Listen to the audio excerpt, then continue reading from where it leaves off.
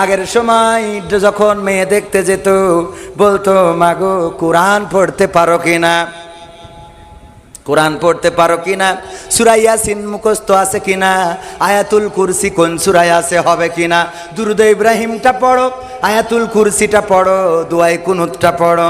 আর এখন যে বলে মাগো তোমার টিকটক আইডিতে ফলোয়ার কত, সুবহানাল্লাহ, কি হবে? বলে না বলে না, ফেসবুকে ফ্রেন্ডস কত, ফলোয়ার্স কত, ফেসবুকটা কি প্রফেশনাল মুডে নিয়েছেন, আর্নিং কি হয় কি কব। এখন আর কোরআন ধরে না, কোরআন পড়ে না, পড়তেও বলে না, দরকারও হয় না। এই কোরআনটা যেই কোরআন আসলো মানুষের মুক্তির জন্য, শান্তির জন্য, আমার মা বোনেরাও কোরআন মানতে চায় না। সকালবেলায় আগে যদি মসজিদ থেকে বাড়িতে যাওয়ার সময় গুনগুন করে মা বোনদের কোরআন তেলাওয়াতের আওয়াজ শোনা যেত, আমার মা বোনেরা কোরআন পড়তো কত মধুর সুরে। আর এখনকার মা বোনেরা কোরআন পড়ে না রে, বরং এখন গান গায়, ওরে আমার স্বামী আমার যেমন তেমন, দেওরাই আমার মনের মতো, কথা কয় না, গায় না, গায় না, এইগুলো উল্টো পাল্টা করে বেড়ায়। আর এই জন্যই ওই স্বামী আবার গায়, আমি পারি না আর পারি না, আমি কেন মরি না, আজরাইল কি চিনে না আমার হে গো, আমি পারি না আর পারি না, হয়তো 2 দিন পরে মরবো, আগে মরলে কি ক্ষতি, ওরে এই দুনিয়ার রং তামাশা বুঝলাম না রে এক রতি, ও আমার ঘরের রমণী, ও যে কাল নাগিনী, টিকটক খুলে আমার 12টা বাজাইলো, আমি পারি না আর পারি না, কথা কয় না। টিকটক খুলে অন্যের সাথে, আহারে ইমো ফেসবুকে লাইন আছে না নাই, স্বামীর সাথে ভালো করে কথা বলে না, স্বামীর সাথে ভালো করে কথা বলা তো দূরের কথা, স্বামী যদি কোনো কথা বলে সহ্য হয় না। আল্লাহর নবী সাল্লাল্লাহু আলাইহি সাল্লাম মেরাজ থেকে আসলেন, এসে বললেন ওগো নারীরা বেশি বেশি সাদাকা করো, বেশি বেশি দান করো। আল্লাহর নবী বললেন নারীরা বেশি বেশি দান করো। মা বোনেরা জিজ্ঞাসা করলো, মহিলা সাহাবীরা জিজ্ঞাসা করলো কেন আল্লাহর রাসূল আমরা বেশি বেশি দান করব? আল্লাহর নবী বললেন ওগো নারীরা, আমি দেখেছি অধিকাংশ নারীরাই জাহান্নামে। আল্লাহর নবীকে প্রশ্ন করা হলো, ওগো বিশ্ব নবী কোন অপরাধের কারণে নারীরা বেশি জাহান্নামী? আল্লাহর রাসূল সাল্লাল্লাহু আলাইহি সাল্লাম বললেন 2টা কারণে নারীরা বেশি জাহান্নামী। কারণ কয়টা? কারণ কয়টা? জোরে বলেন কয়টা? এই 2টা কারণ জানার দরকার আছে না নাই?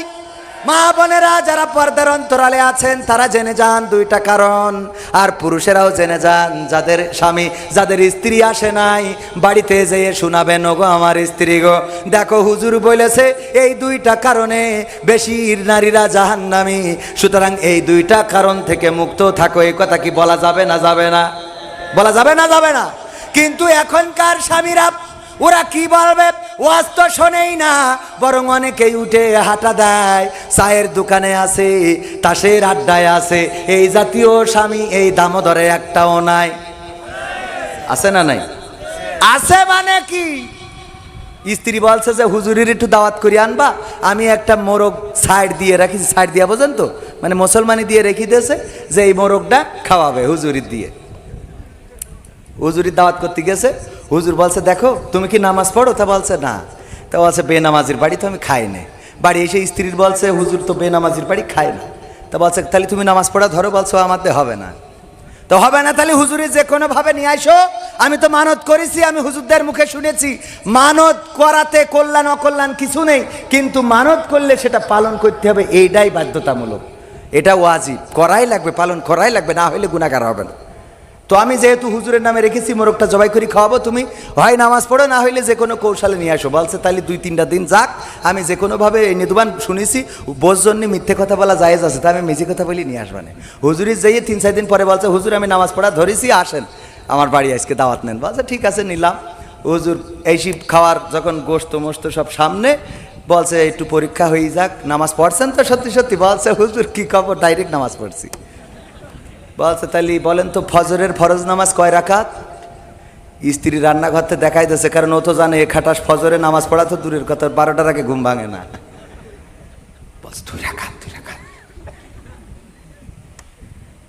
বলছে হুজুর খেয়ে নেন, খাওয়ার সময় কথা বলতে নেই।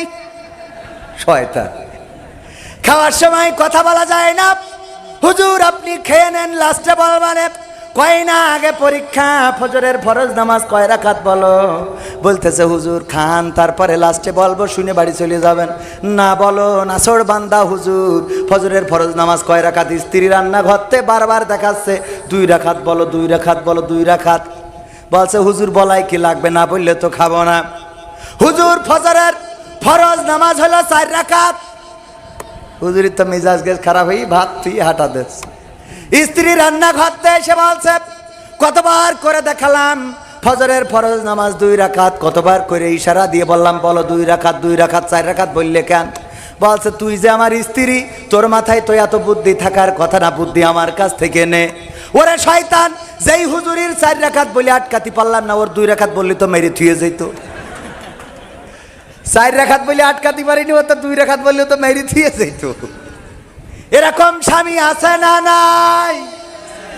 নিজেরা নামাজ পড়ে না, আবার আমরা গেলে বলে হুজুর আমার স্ত্রীর জন্য দোয়া করে দেন, যেন পর্দা করে, যেন নামাজ পড়ে, যেন ইবাদত বান্দেগি করে, দোয়া করেন। নিজে নামাজ পড়লে স্ত্রী নামাজি হবে না, হবে না।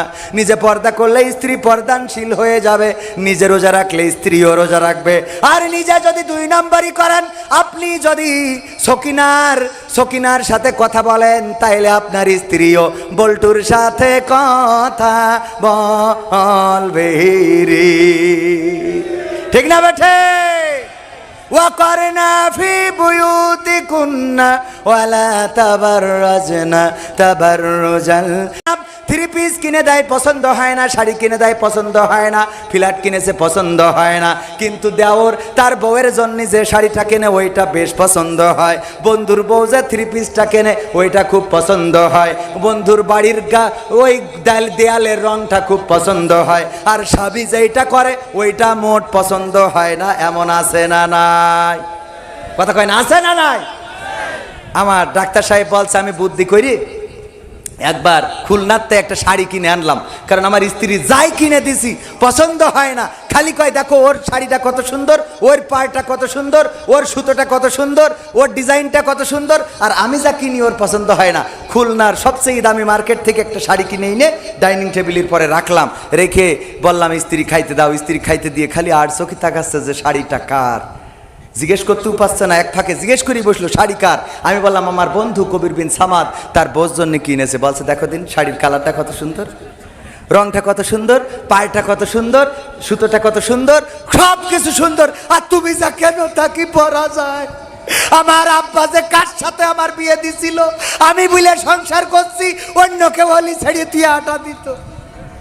এই কথা কমন ডায়লগ আছে না নাই?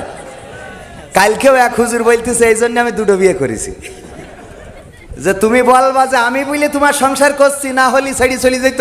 আর একটা আছে এখনো দেখ, এই জন্যই হলো 2টো বিয়ে করার দরকার আছে না নাই?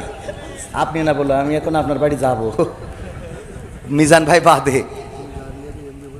হ্যাঁ ওইটা শেষ করে দিচ্ছি। তো তাইলে এখন এই যে অবস্থা, শাড়ি যখন বলছে স্ত্রী তোমার কি পছন্দ হয়েছে, বলছে খুব পছন্দ হয়েছে। বলছে তাহলে তুমি নাও, কবির ভাই তো আমার বন্ধু মানুষ, আমি তারে বুঝাই দিবানে। তো শাড়িটা নিয়ে খুব খুশি, ওরে বাবা আনন্দ দেখে কিডা। রাত্রি শোয়ার সময় বলতেছে স্ত্রী শাড়িটা কি সত্যি তোমার পছন্দ হয়েছে? বলছে আলহামদুলিল্লাহ পছন্দ হয়েছে। এতদিন পরে একটা মনের মতো, তুমি তো কেন নাই, তোমার তো চয়েস ভালো না, তোমার পছন্দ ভালো না, এই জন্যই তো ডাক্তারও মনে মনে করছে এই জন্যই তো তোমার নিয়ে ঘর করতেছি। আমার চয়েস ভালো হলে তো পরিমাণে ধরে আনতাম।